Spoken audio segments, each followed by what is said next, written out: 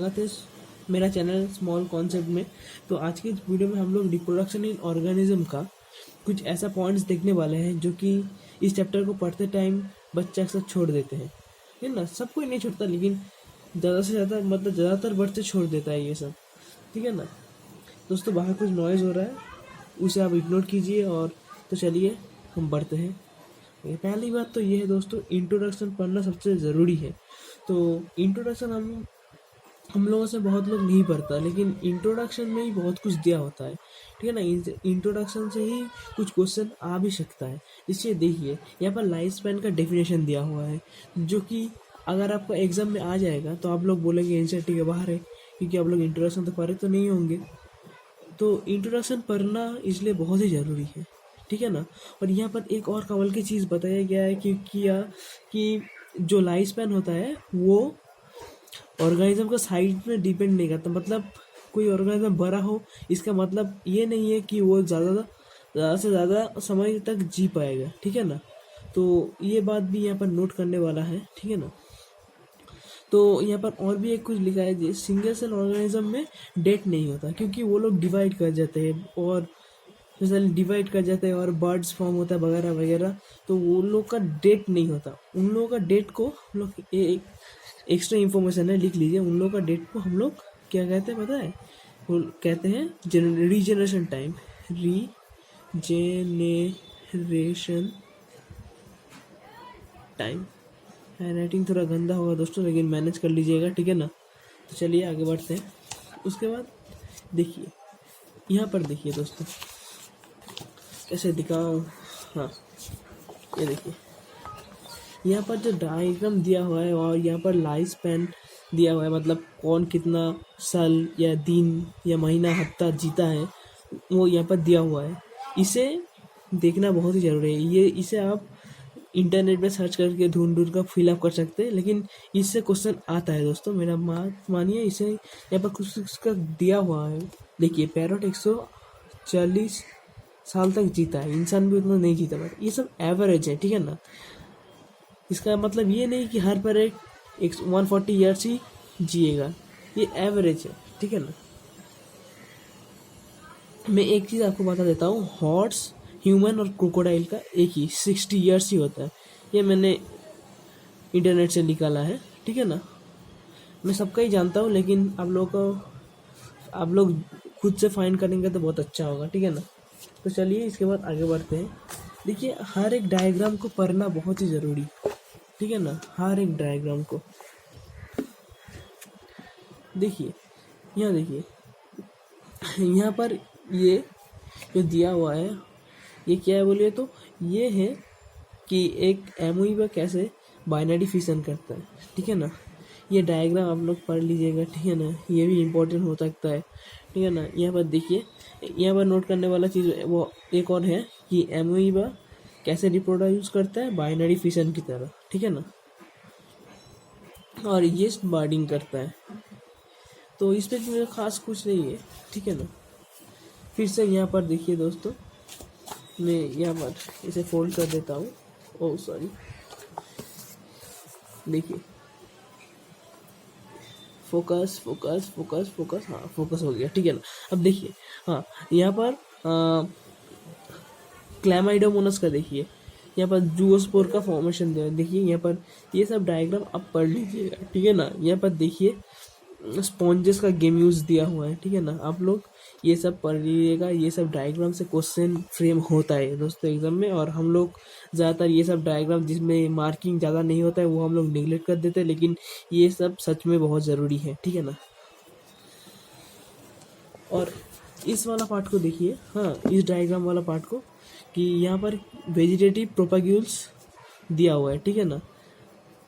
Vegetative प्रोपाग्यूल्स क्या होता है?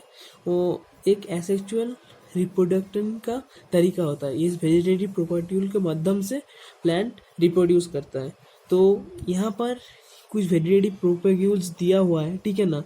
तो ये सब आप ध्यान से ज़रूर पढ़ के जाइएगा। और अगर आप इस चैप्टर का नीट का प्रीवियस ईयर क्वेश्चन देखेंगे तो मैं बोल सकता हूँ दोस्तों 40% क्वेश्चन इस वेजिटेटिव प्रोपाग्यूल्स का ऊपर ही है। आप लोग खुल के चेक कर लीजिएगा, मैं तो चेक कर लिया हूँ। ये सब तो आपको पढ़ना ही है, और भी कुछ एक्स्ट्रा वेजिटेटिव प्रोकाबिलिटीज करना है, वो मैं आपकी स्क्रीन के सामने दिख ही रहा होगा। अगर नहीं दिख रहा तो सोचिएगा, वीडियो का लास्ट में मैं उसका एक फ़ोटो दे दूंगा इस वीडियो का लास्ट में, ठीक है ना।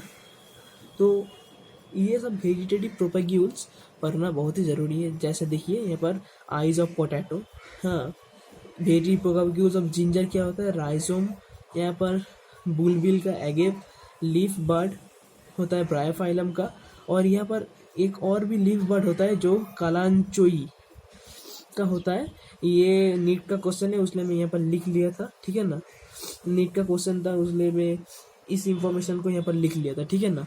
ये लीफ बर्ड ही है कालांचोई का। वहाँ पर पूछ रहा था कि दो ऐसे प्लांट बताइए जहाँ पर लीफ बर्ड दिखा जाता है। तो एक ब्रायोफाइलम था जो कि एनसीईआरटी में था तो हमको पता था, और एक कालांचोई था जो कि एनसीईआरटी में नहीं था, हमको नहीं पता था। तो यहाँ पर है, मैं लिख लिया हूँ। और भी कुछ हेरिटेज प्रोकाबिलिटीज आपके स्क्रीन के सामने दिख रहा होगा दोस्तों। तो देखिए दोस्तों, एक चैप्टर को इतना ही बारीकी से पढ़ना चाहिए आप लोग को।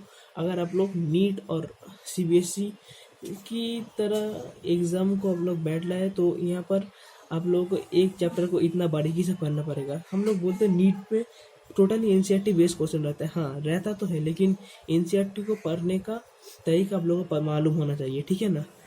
तो ये ऐसे ही आप लोग पढ़ते रहिएगा, ठीक है ना। एक भी एक इन्फॉर्मेशन को आप लोग नहीं छोड़ना चाहिए, क्योंकि एनसीईआरटी में दिया हुआ है दोस्तों, हम लोग छोड़ने की रिस्क नहीं ले सकते। और देखिए यहाँ पर इस चार्ट को देखिए, यहाँ पर एक बहुत बढ़िया क्वेश्चन आ सकता है कि कौन सा ऑर्गेनिज्म का क्रोमोसोम नंबर सबसे ज़्यादा है। वो है ओफियोग्लोसम का, ठीक है ना। ये एक फॉर्न है, ठीक है ना।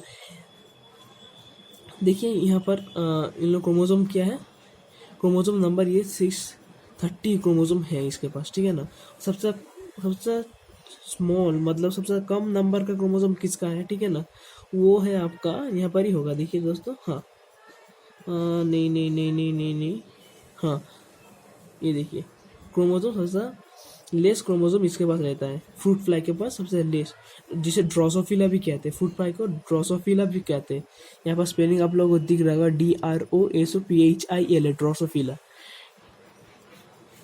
ठीक है दोस्तों। इस क्रोमोसोम को, इस चार्ट को आपको याद करना पड़ेगा, आपको खुद से फिलअप करना पड़ेगा और याद भी करना पड़ेगा। मैं भी कुछ किया हूँ कुछ नहीं किया हूँ, लेकिन दोस्तों आप लोग पूरा कर लीजिएगा, ठीक है ना।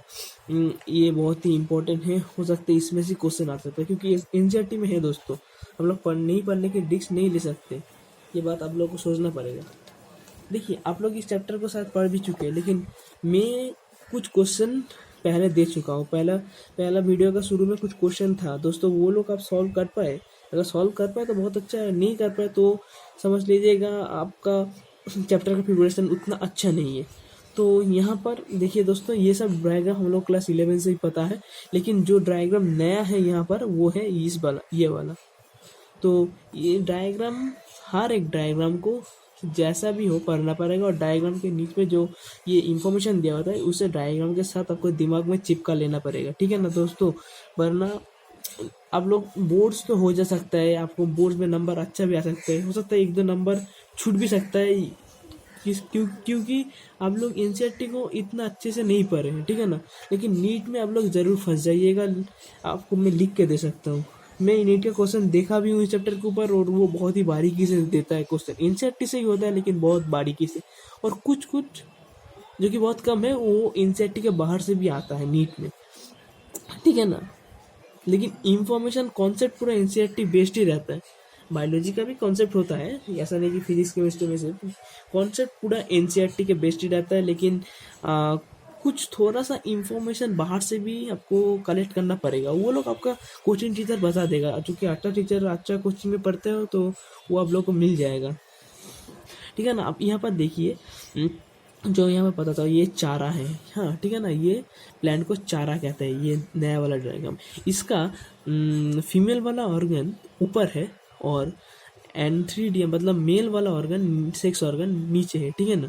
तो इस बात को दिमाग में रखिएगा। दूसरा ऑर्गेनिज्म में क्या होता है, जो लोग बाइसेक्सुअल होता है, हाँ ठीक है ना, वो ऑर्गेनिज्म क्या होता है, तो मेल सेक्स ऑर्गन ऊपर रहता है और फीमेल नीचे रहता है, ठीक है ना। लेकिन इसमें उल्टा है, ये वाला कॉन्सेप्ट आपको याद रखना पड़ेगा, ठीक है ना। तो हम लोग आगे बढ़ते हैं।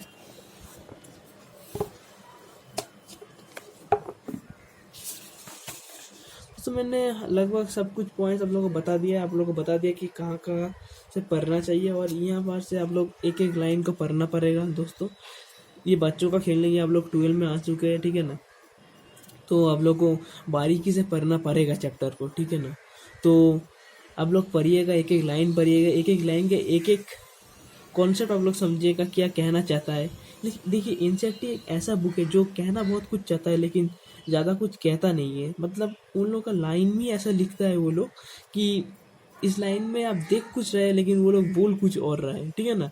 इस कॉन्सेप्ट को समझना पड़ेगा, बारीकी से हम लोग को सिर्फ डेफिनेशन भी पढ़ लिए तो हो जाएगा, कुछ एग्जाम पे याद कर लिए नहीं होगा दोस्तों, ऐसे नहीं होगा। ऐसे आप लोग बोर्ड्स तो पार कर लोगे लेकिन नीट्स में कुछ नहीं होने वाला है, ठीक है ना। तो मैं जो बोल रहा हूँ आप लोगों को एक एक लाइन का अंदर का मीनिंग समझना पड़ेगा, ठीक है ना। ऐसे ही पढ़ाई करते रहिए। All the very best. चलो बाय बाय।